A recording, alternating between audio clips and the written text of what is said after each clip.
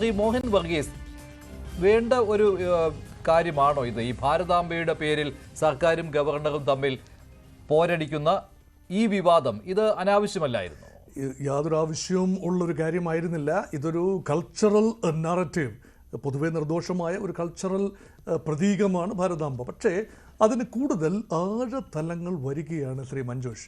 ഇവിടെ ഒരു സാംസ്കാരിക ദേശീയതയുടെ പ്രതിഫലനമായി, പ്രതിരൂപമായി, പ്രതിബിംബമായി, ഐക്കോണായി ഭാരതാംബ പ്രതിഷ്ഠിക്കപ്പെടുമ്പോൾ തങ്ങളുടെ പൊളിറ്റിക്കൽ ലൈൻ അധികം മുന്നോട്ട് പോവില്ലല്ലോ. ഇത് ഈ ഭാരതാംബ എന്ന ഭാരതമാതാവ് എന്ന കോൺസെപ്റ്റിനെ ഭാരതീയ ജനതാ പാർട്ടി ഹൈജാക്ക് ചെയ്യുന്നു.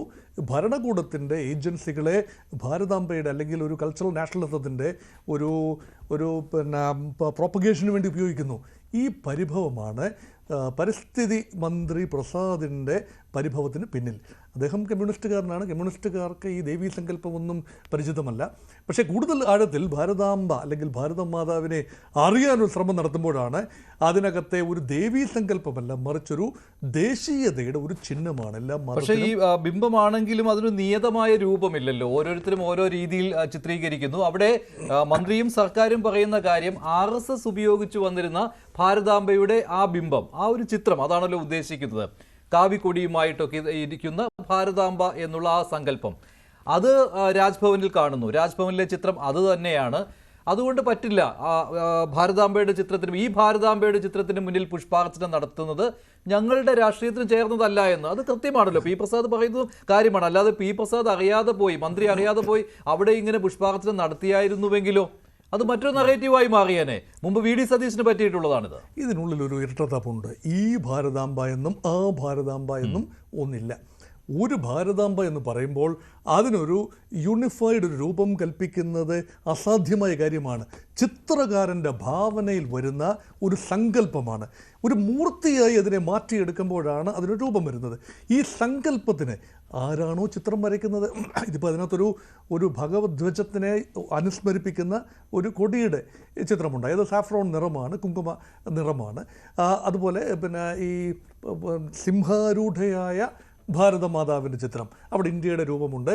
ഇതെല്ലാം ചേർന്ന ആ ചിത്രം തന്നെയാണ് ഇതിനു മുൻപ് ശ്രീ ഗുരുമൂർത്തി രാജ്ഭവനിൽ വന്ന് ഈ പഹൽഗാം ഭീകര ആക്രമണത്തിന് മറുപടി ഇന്ത്യ നൽകിയ ആ ഒരു കാര്യം, ഓപ്പറേഷൻ പഹൽഗാം, ഓപ്പറേഷൻ സിന്ദൂർ വിവരിക്കാനായി വന്നപ്പോൾ പശ്ചാത്തലത്തിൽ ഉണ്ടായിരുന്നതും പുഷ്പാർച്ചന നടത്തിയതുമായ അതേ ഭാരതാംബയുടെ ചിത്രം ഉപയോഗിക്കുന്നതിൽ ഇടതുപക്ഷങ്ങൾക്കൊരു പന്തുകേട് തോന്നി. അത് അവരുടെ രാഷ്ട്രീയമായി ഒരു പക്ഷേ ചേർത്ത് വായിക്കേണ്ടതുമാണ്.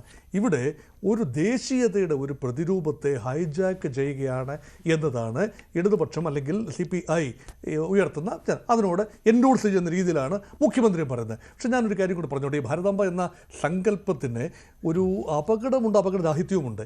ഈ അപകടരാഹിത്യം എന്ന് പറയുന്നത് ഇതൊരു പുതിയ സങ്കല്പമാണെന്ന് തോന്നാം. ബങ്കിം ചന്ദ്ര ചാറ്റർജിയുടെ വരികളിൽ നിന്ന് ഉദ്ഭവിച്ച്, വന്ദേ ഭാരതത്തിൽ നിന്നും ഉദ്ഭവിച്ചൊരു സങ്കല്പമാണെന്ന് ചിലർ കരുതുമ്പോഴും അതിന് മുൻപ് തന്നെ ഇങ്ങനൊരു കോൺസെപ്റ്റ് ഉണ്ട്. അതിന് കുറച്ചുകൂടെ മൂർത്തിമത് ഭാവം നൽകുകയാണ് ബങ്കിം ചന്ദ്ര ചാറ്റർജിയും. ഒരു ചിത്രത്തിൻ്റെ രൂപത്തിൽ രവീന്ദ്രനാഥ ടാഗോറിൻ്റെ അനന്തരവൻ അഭിനേന്ദ്ര ടാഗോർ വരച്ച ഒരു ചിത്രം, ആ ചിത്രമാണ്. അത് ഇപ്പം സ്ക്രീനിൽ കാണുന്ന ചിത്രമാണ്. അതിൽ 4 കരങ്ങളാണ്. ഈ 4 കരങ്ങൾ പ്രതീകാത്മകമായ കരങ്ങളാണ്. ഈ കൈകളിൽ ഒരു കൈയിൽ ഈ അറിവിൻ്റെ രൂപമായ പുസ്തകം അല്ലെങ്കിൽ താളിയോല ഗ്രന്ഥം, മറ്റൊരു കൈയിൽ വെളുത്ത ഒരു വസ്ത്രം, ശുഭ്രവസ്ത്രം, മറ്റൊരു കൈയിൽ കതിര്, കാരണം പ്രത്യുൽപാദനത്തിൻ്റെ ഉൽപാദനക്ഷമതയുടെ എല്ലാ ഐശ്വര്യത്തിൻ്റെ എല്ലാം പ്രതീകമായ ഒരു ജപമാല, വിശ്വാസത്തിൻ്റെയും ആരാധനയുടെയും നമ്മുടെ അതിനെല്ലാം ഒരു സ്പിരിച്വാലിറ്റിയുടെ എല്ലാം ഒരു പ്രതീകം. ഇതെല്ലാം ചേർന്ന വിശാല അർത്ഥമുള്ള ഭാരതാംബയാണ് ഒരുപക്ഷെ ബംഗാളി സങ്കല്പത്തിലുള്ളൊരു ഭാരതാംബ. പക്ഷെ അതിൽ നിന്നും ലേശം വ്യത്യസ്തമായ ചിത്രീകരണമാണ് പിൽക്കാലങ്ങളിൽ നടന്നത്. ആ ചിത്രമാണ് ഇപ്പോൾ വിവാദമായിരിക്കുന്നത്. ഇപ്പോൾ സ്ക്രീനിൽ കാണുന്ന ചിത്രം വിവാദ ചിത്രമല്ല. പക്ഷേ ആ ചിത്രം അധികം ട്രാക്ഷൻ ലഭിച്ചൊരു ചിത്രമല്ല. കുറച്ചുകൂടി ഒരു സിംഹം അവിടെ പ്രത്യക്ഷപ്പെടുകയും ഈ ചിത്രമാണ്. ഇതാണ് ഭാരതാംബയുടെ ചിത്രമായിട്ട് വ്യാപകമായിട്ട് ഉപയോഗിക്കുന്നത്.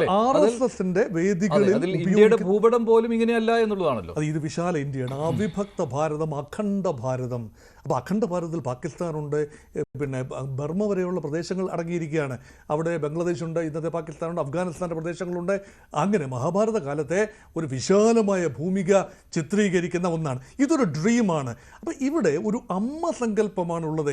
പണ്ട് മുതൽ തന്നെ കേരളത്തിൽ ചേരനാട്ടിൽ ഉൾപ്പെടെ ഒരു അമ്മ സങ്കല്പമുണ്ട്. അതിൽ നിന്നാണ് ഇത് RSS ഉപയോഗിക്കുന്നതാണ് എന്നുള്ളതാണല്ലോ. കാരണം RSSന്റെ പരിപാടികളിൽ ഉള്ളതാണ് അല്ലേ? അല്ല, അതിനെന്താണ് RSSന്റെ പരിപാടികളിലുള്ള ചിത്രമല്ല. ഞാൻ ഏറെ ചിത്രങ്ങൾ കണ്ടിട്ടുള്ള ഇതിന് നിയതമായ രൂപമില്ല എന്നുള്ളതാണല്ലോ പ്രശ്നം. ഇപ്പോൾ RSSന്റെ പരിപാടികളിൽ ഉള്ള ഭാരതാംബ അല്ല എന്നെങ്ങനെ പറയാൻ കഴിയും? പിന്നെ ത്രിവർണ്ണ പതാക എന്തിയ ഈ പലപ്പോഴും സാരി ഉൾപ്പെടെ ഭാരതാംബ ധരിക്കുന്ന വസ്ത്രം ഉൾപ്പെടെ ത്രിവർണ്ണമാണ് ആ വസ്ത്രം. ഇതെല്ലാം തന്നെ ദേശീയതയുടെ ഒരു രാജ്യത്തിന്, ഒരു സംസ്കാരത്തിന് ദീർഘകാലം മുന്നോട്ട് പോകണമെങ്കിൽ ഈ പ്രതിരൂപങ്ങൾ പിന്നെ ഈ രൂപകങ്ങൾ ഉണ്ടാവണം. ഇത് ഉണ്ടാകുമ്പോൾ അതിനൊരു ഒരു എല്ലാവരും അംഗീകരിക്കുന്ന ഒരു രൂപം ഉണ്ടാകുന്നത് നല്ലതാണെന്നാണ് എൻ്റെ അഭിപ്രായം. അപ്പം ഇതിനെ പലരും പല രീതിയിൽ ചിത്രീകരിക്കുന്നു. ഇപ്പോൾ സോണിയാഗാന്ധിയെ ഭാരതാംബയായി ചിത്രീകരിച്ചിരിക്കുന്നത് അത് കോൺഗ്രസ്സുകാർ തന്നെ ഭാരതാംബയായിട്ട് സോണിയാഗാന്ധിയെ ചിത്രീകരിക്കുന്നതാണ് ഈ ചിത്രം. അത് തെലങ്കാനയിലാണ് അല്ലേ? തെലങ്കാന മുഖ്യമന്ത്രിയുടെ കട്ടൗട്ടിനൊപ്പം തന്നെ സോണിയാഗാന്ധിയുടെ ചിത്രം. ഇത് അങ്ങനെ പല രീതിയിൽ ഇതിന് ഈ രൂപ മാറ്റങ്ങൾ നൽകാറുണ്ട് ഇല്ലേ? ഓരോരുത്തർക്കും അവരുടെ രാഷ്ട്രീയത്തിന് അനുകൂലമാകുന്ന രീതിയിൽ. പോരാട്ടത്തിൽ BJP ഏറെ മുന്നോട്ട് പോയി എന്ന പരിഭവമാണ് ഇന്ത്യ മുന്നണിയിലെ കക്ഷികൾക്കുള്ളത്. CPM-നും കോൺഗ്രസിനും ഒക്കെ ഉള്ളത്. BJP അതിനെ ഹൈജാക്ക് ചെയ്ത് കൊണ്ടുപോയി. ശരി, ശ്രീ നിജേഷ് അരവിന്ദ്, BJP-യും സംഘ